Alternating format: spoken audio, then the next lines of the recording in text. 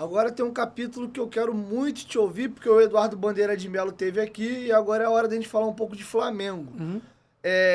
A galera que tá hoje em 2023 e vê o Flamengo enfileirando o título. Se bem que esse ano enfileirou vice-campeonatos, né? Estamos num ano diferente. Pra você, como vascaíno, muito se bom. deliciou, né? Ainda ganha um clássico, ainda né? ganha um clássico, mas voltando pra 22, 21, 20, 19, o Flamengo ganhou muitos títulos nos últimos anos.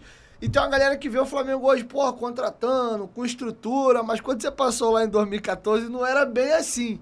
Fala pra gente como foi chegar ao Flamengo naquele momento. O Flamengo era penúltimo colocado do campeonato, Bandeira começando um trabalho que muita gente dizia, isso não vai durar muito tempo não, negócio de austeridade, já ele abre o bico aí e contrata, porque o Flamengo tem que ter jogador. Conta pra gente como é que foi, primeiro, o convite pra vir ao Flamengo, que tinha acabado de acertar com Vitória, ficou pouco tempo, foi pro Flamengo. Sim. Fala pra gente esse bastidor da sua chegada ao Flamengo. É uma 2014. coisa bacana, né? Eu paguei uma multa para sair do Vitória, né? Então, eu trabalhei e paguei para trabalhar no Vitória, porque constava no contrato, e quando eu cheguei lá, na época tinha meio que um triunvirato ali no Vitória, que era o Carlos Falcão, o Alex Portela e o Epifânio. Eles tinham meio que um triunvirato, o presidente era o Carlos Falcão. E eles estavam com muita dificuldade financeira, apesar de estarem na Série A, e tinham um salário realmente muito baixo naquele momento. Eu nem queria trabalhar naquele momento. Eles tinham perdido o campeonato estadual para o Bahia, e eles pediram para que eu fosse lá, que eu fosse para o Vitória, mas que colocasse uma multa se eu recebesse uma proposta de uma prateleira que naquele momento fosse maior do que a do Vitória, que eu poderia pagar a multa e sair. Foi o que acabou acontecendo. Eu lamento demais, porque o Carlos Falcão virou um grande amigo. A minha despedida do Vitória foi das coisas mais doloridas do mundo, porque eu literalmente chorei junto com ele dentro do hotel que a gente estava. Se eu soubesse tudo que iria acontecer, talvez eu não tomasse essa decisão. A gente nunca sabe, né, Dieguinho? Como é que você vai recusar um Flamengo no ano de Copa do Mundo, Rio de Janeiro?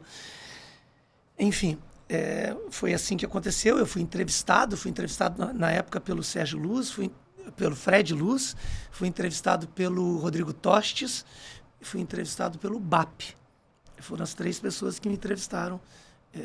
Naturalmente, tinha muitas pessoas. Eu já tinha sido entrevistado em 2012, mas na época eu acabei continuando no Curitiba. Era difícil recusar naquele momento. Tenho muito orgulho de tudo que foi feito ali no Flamengo. Era importante eu colocar alguns tijolos que não são vistos hoje, porque eram a base e a estrutura do Flamengo de hoje, né? Tudo bem, vamos em frente. Eu vi uma entrevista que você deu pro Charla, mandar um beijão pro Cantarelli, pro Beto Júnior, meus parceiros já. Beto, Cantarelli, aliás, estão voando, hein? Estão voando. Aliás, o Cantarelli, a narração do Cantarelli no gol do Ceará foi fantástico. Viralizou, caiu. Puta, Cantarelli, um beijo, Bruno. Você, cara, o céu é o limite para esse cara.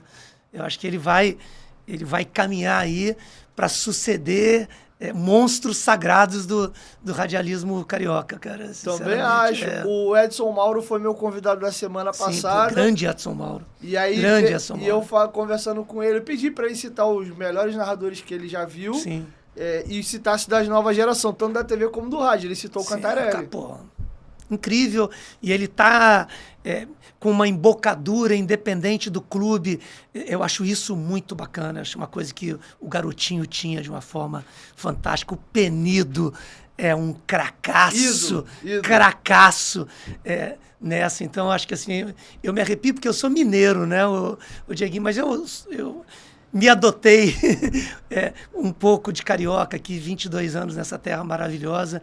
Então, torço muito pelo futebol carioca, e o Cantarelli, sem dúvida nenhuma, vai voar.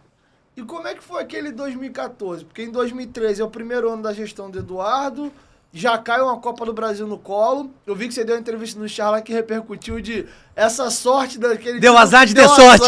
Deu azar de ter sorte. Deu azar de ter sorte. Isso meio que repercutiu essa entrevista, esse trecho da tua entrevista. Explica melhor esse contexto. Você acha que aquele título precoce em 2013 trouxe uma pressão desnecessária para a temporada 2014? A questão não é nem só a pressão. Eu brinco que 90% dos problemas do futebol são causados pela vaidade. E os outros 10% são as consequências da vaidade. É duro para uma administração que está chegando e querendo transformar profundamente um clube, chega no primeiro ano e é campeão de uma Copa do Brasil. A gente se ilude. A gente diz, pô, futebol é muito mais fácil do que parece. É um erro que a maioria das pessoas que está começando a trabalhar com futebol comete. Porque normalmente elas têm azar de ter sorte no começo.